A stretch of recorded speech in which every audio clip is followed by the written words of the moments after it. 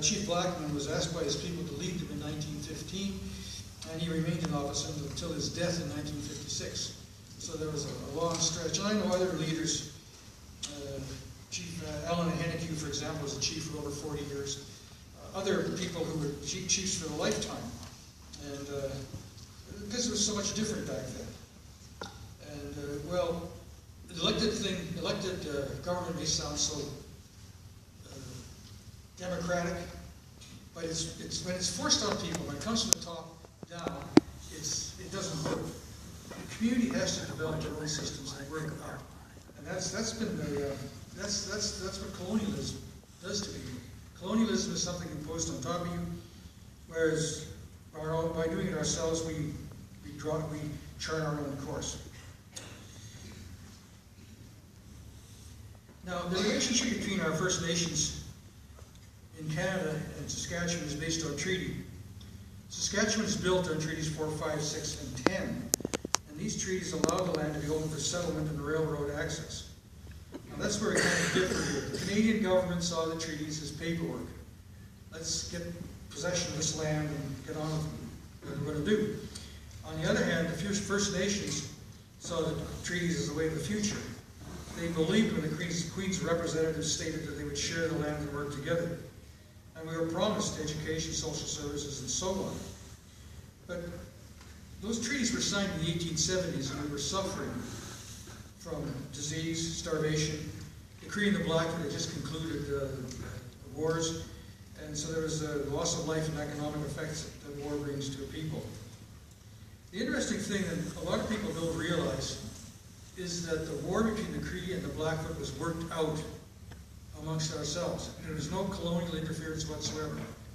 The Cree and the Blackfoot got together at the town, this is the Peace Hills, this is where Tasco is today, and they made a peace treaty. They smoked the pipe, they agreed to not fight again. The Red Deer River became the boundary between the two groups. And according to my dad, because my great-grandfather was there at the time, our oral history is that they lined up all the Cree warriors on one side, all the Blackfoot on the other, and there was about a kilometer or more long, all these horsemen. And they gave the war whoop, and they ran toward each other at top speed, and they stopped, and they made peace. They shook hands. And that way, the peace was made with the chiefs on one level, but was also made with the warriors on another level. And so that peace held. So when it came to us making treaty, we'd had that experience. We knew what a treaty was. We knew what peacemaking was. And we knew what keeping your word meant. And so that's why it seems there's sort of two mindsets about treaty. One is that it was something that existed in the past, but in our people's minds it's something that's very much alive and a living document. Now, there's a lot of things that happened during that period. The reserves were established, and the formula was that you would have a section of land for a family of 5. Or if you divide 640 acres by 5, you get 127 acres. So there was that much land per person. And the surveyors came out, surveyed the land, and determined the size of the reserves based on the head count. And as a result, a lot of the reserves were quite small. And they were quite a bit smaller than they should have been. The idea of a section of land for a family of 5 was sort of based on 2 things.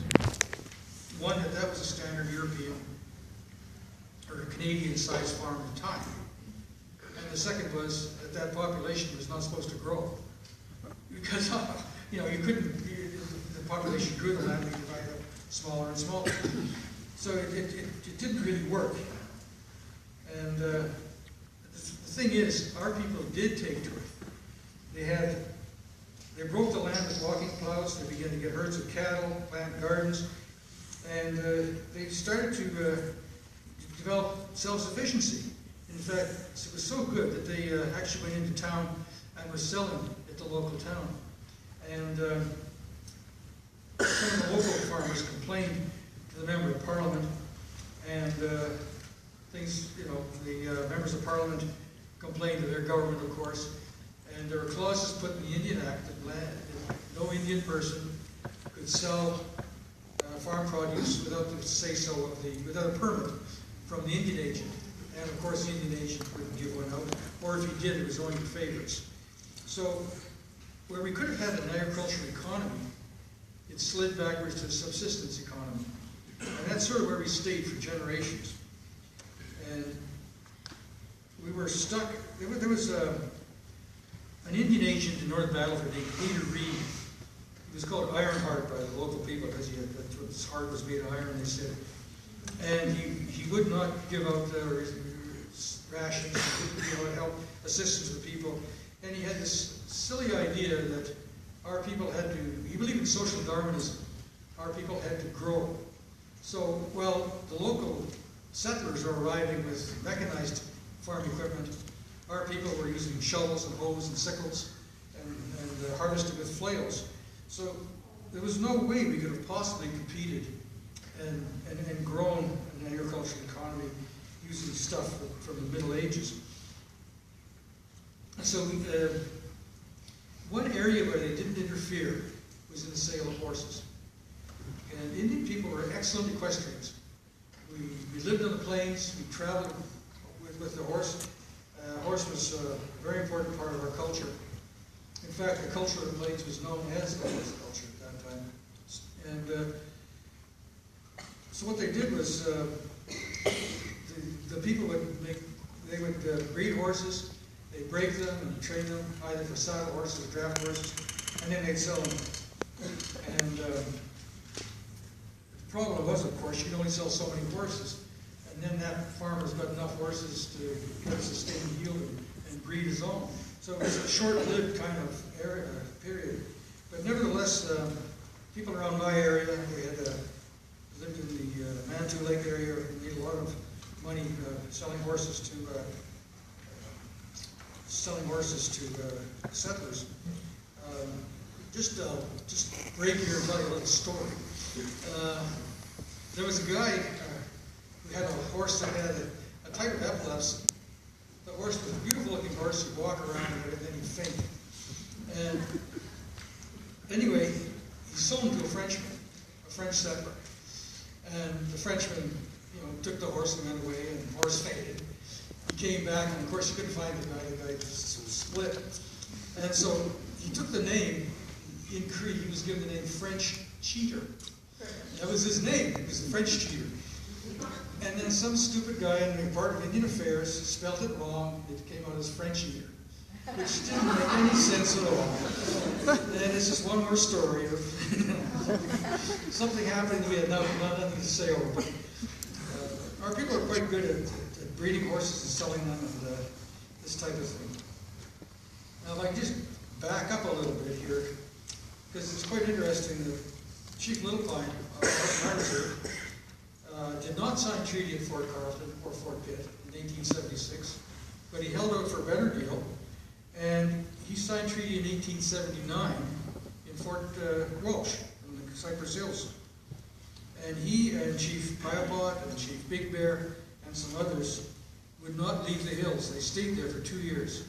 They were starved out, quite literally starved out, by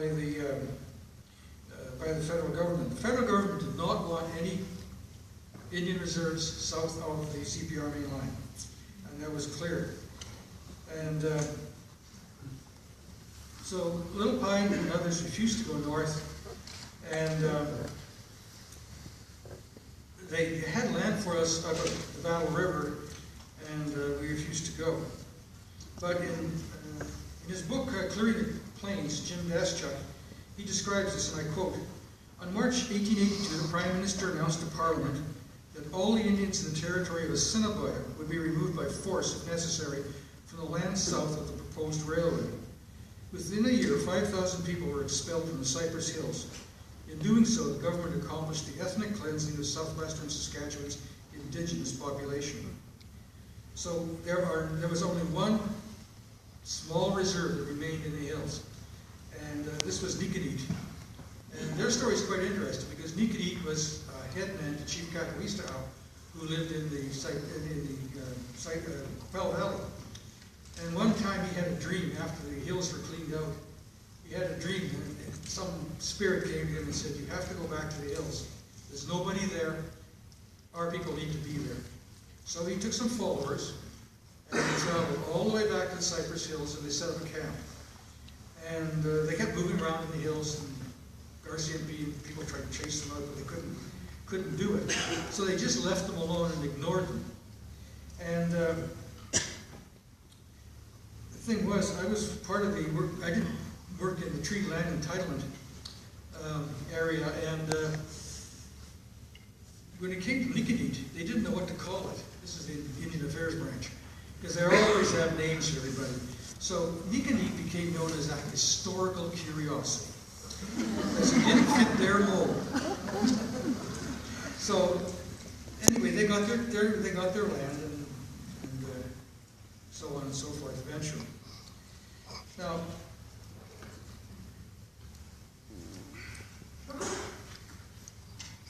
when the people went north, things didn't get much better up in the Battlefords area. We were supposed to have a reserve somewhere south between Lloydminster and Maidstone. Somewhere in that area, there was a piece of land set up, and Little Pine would not stay there. He's miles from nowhere.